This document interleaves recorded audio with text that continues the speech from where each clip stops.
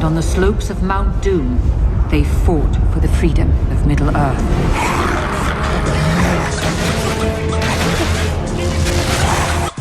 What's up with it, y'all? Listen, I haven't did a video based on Tolkien's world or Lord of the Rings, the elves, men. I haven't did a video on this in a while, so I thought I'd come back with one.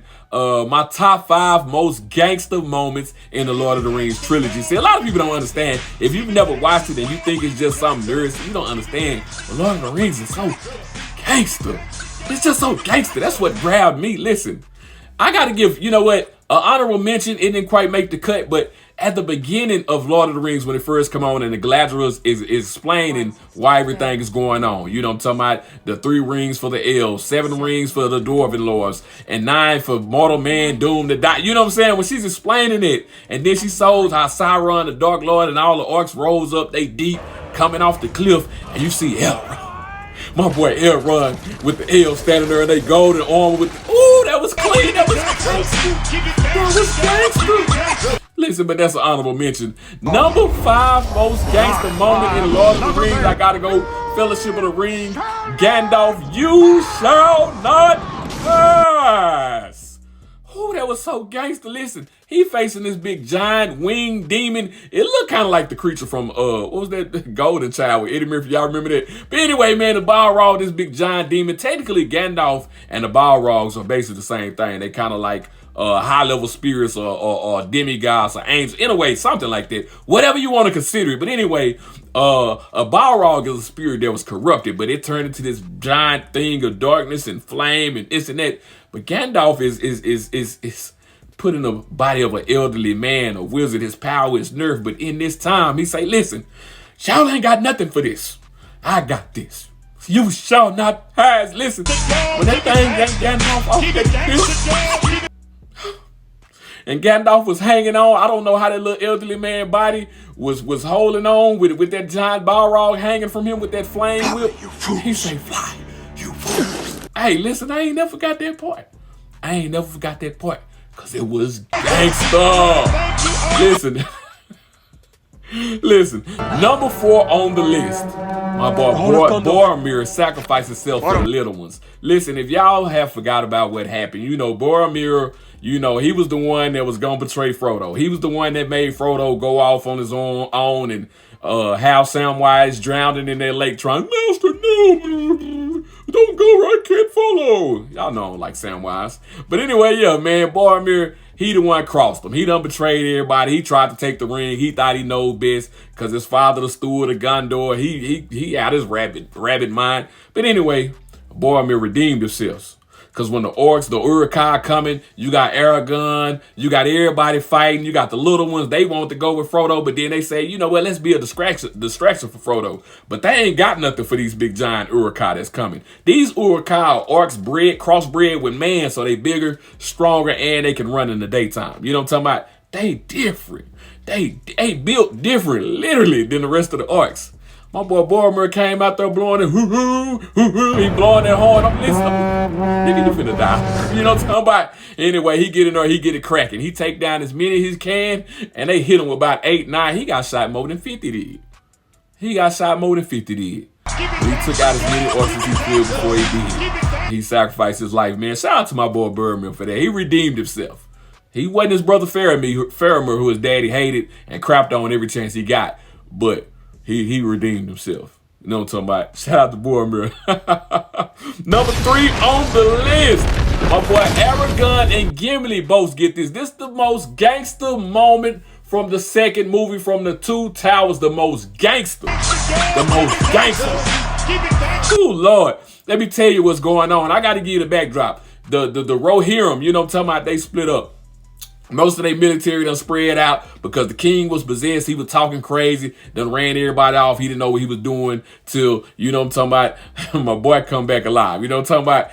Gandalf comes back alive and he's powered up. He breaks the spell and he convinces the Rohirrim that they need to fight. They decide to go to Helm's Deep, which is like this fort they got on the side of this cave. They got like some glittering caves on the inside that Gimli takes over later on down the line. But anyway, while they trapped right here, the Uruk-hai come. They like 15,000 niggas deep. It's a bunch of them. And it's only like 400-500 500 of the Rohirrim now, most of them old men, women, and children. You got Aragorn, Gimli, and then you got us. Did I forget that Aragorn almost died? They thought Aragorn was dead. He came back at the last minute. He the one who told them that it's 15,000 Uruk-hai coming. You know what I'm talking about? He the one told them that. He told them. But anyway, while they there, they fighting, and you cannot break into Helm's Deep. Nobody has ever conquered or defeated the Rohirrim at Helm's Deep in their history. That's what they known for. But when I tell you Saruman done came up with a plan, he got some blasting powder. I'm gonna call it blasting powder. A way to blow up this small little thing, this little reservoir, little ditch in a small little corner of Helm's Deep. And they blast it, they blow it. And when they blow it, I'm talking about bricks and elves and humans and people flying everywhere, pieces falling, killing orcs, all type of stuff. My boy Aragorn and them, they fell down, they on the ground, they losing themselves. It's stuff flying everywhere. They lost it. My boy Gimli, the dwarf, he jumped down. He said, you know what, let me hop into the fracas. Now, this didn't make no sense. It's good to see in the movie, but just logically, I was just thinking about, you got one dwarf that decided to jump down in the middle of all these got doggone Uruk-hai and these orcs. And he just got this axe. He survived though. But luckily, you know, talking about Aragorn get up, him and a bunch of elves get up, and instead of them shying away and backing down, my boy Aragorn turn his sword and all of them they go, oh, it get cracking. It get cracking. I love that part. That part's so gangster. I see it in my dreams. I see it in my dreams. Shout out to Aragorn and Gimli. Number 2 most gangster moment in the Lord of the Rings trilogy has to come from orcs. It has to come from orcs. I gotta give them this. It can be a lot of people that can get gangster moments in this trilogy, but I'm giving my top 5. I gotta give it to the orcs. The orcs are at Gondor. They cannot break the castle gate down because it has this special rock, this special ore that the elves put together a long time ago with spells and all type of stuff. Nobody can break down this door. And the orcs are trying their best to bang in. The Gondorians, they done made them look stupid. The Gondorians are really, really tough. They're really strong and are really intelligent. In the movie, they didn't make them look like that. They made the Rohirrim look like they was way more gangster than the Gondorians. But anyway, though, nobody could break down this doggone gate. Well, then one of the orcs, the head orc, I can't think his name right now, he telling me to go get Gron. Gron, this big giant wolf head battering ram that they got, and they got these giant trolls dragging this mug. See, when you watch Rings of Power, they had one troll done drug this little piece of wood battering ram across this dried up lake bed or river bed that it didn't make no sense. Anyway, they had a bunch of giant trolls dragging this big old wolf head that's been cast with evil, disgusting, dirty black magic spells, and they start swinging it, and all the orcs get to yelling, Grond! Grond! Grond!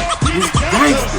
My boy Gandalf, he on the top tier, he come down to the gates, and he tell the Gondorans, you are soldiers of Gondor. No matter what comes through that gate, you stand your ground. I was like, gangster! My bad, yeah. That's how I felt in that moment. But anyway, when that thing finally busts through the gate, and you just see flame in this big giant wolf head, and you see these trolls and armor come through that mud. The Gondorians start shooting their arrows, my boy Gandalf swinging his stick. They didn't back down. These big giant trolls. That's gangster. That is gangster. But my most gangster moment in the Lord of the Rings trilogy to me, I'm not going to say the end, even though I'm happy that Frodo and them got it done. I'm not going to say that. I'm not going to say that. I'm not going to say the final battle. The most gangster moment was when the Rohirrim showed up. Gondor was getting their cheeks ran. Gondor was getting their cheeks ran. It was finna be over for Gandalf and everybody there. The war was finna be done. The war was finna be done.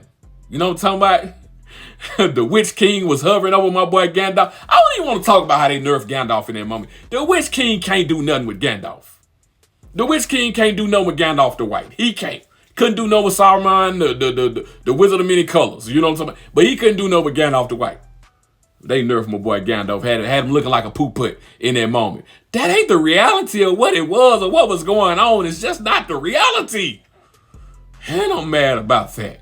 Let me calm down. The most gangster moment was when the Rohirrim showed up. They showed up, you hear this horn blaring. All of a sudden, you hear horse hooves coming. They slowing down to a little, you know, talking about, whoo. I love this part, especially when they stop and they survey the field. And you realize, look, it's about 70, 80,000 people from Mordor on this field, and it's only 6,000, 7,000 of us going over there getting their cheeks ringed. I'm talking about they on their knees, butting the earth, just giving it up. Just giving it up. That's not a good visual. I know y'all probably don't want that. But that's what's going on. God damn it. My boy Theoden, he started yelling out commands. He riding back and forth. He got his sword going against people's spears. And then he started screaming, death! Death! Death! Oh my God! It was good. And they charge in, you see 6,000, 7,000 cavalry men on his horseback going against 70,000 orcs, urks, trolls, wolves, all type of things out here in the field. They didn't back down. That was gangster.